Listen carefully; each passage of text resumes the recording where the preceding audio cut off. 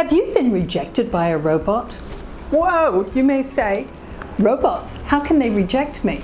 Well, when you're applying for roles, the first look at your resume is through a robot, really. It's an applicant tracking system, or ATS for short. And the applicant tracking system looks at your resume and compares it to the job specification and particularly keywords that the recruiter has put in the system. From that, it decides where to rank you among all the people who applied. So your resume has to appeal to the robot that is first looking at it, or else a recruiter won't even see your resume. Little yet the manager who's recruiting you.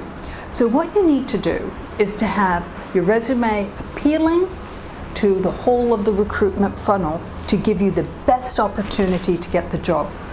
Let me give you some examples. For the applicant tracking system, you want a normal font. So you want something like Times Roman or Arial, 11 or 12 point. You don't want any text boxes because the applicant tracking system may not be able to read the data in the text box.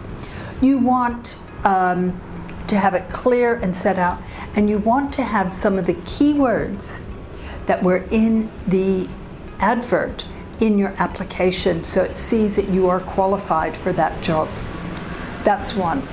The second person to see it is the recruiter. And if it's gotten through the applicant tracking system, it then comes to the recruiter.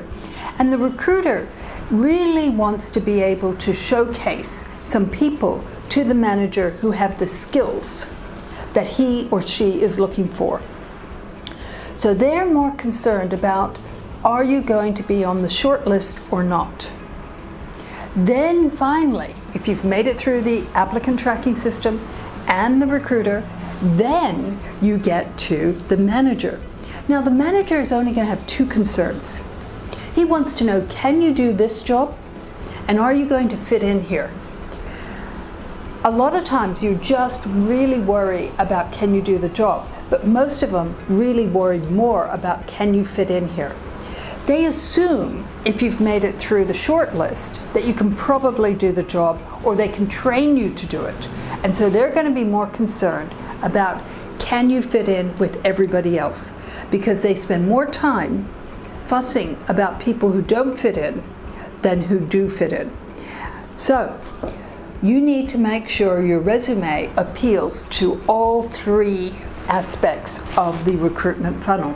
And sometimes there's other people who are reading it and such. So if you come along to one of the Job Toolbox workshops, we'll be able to help you ensure that your resume fits all three and you have the best chance of getting the job.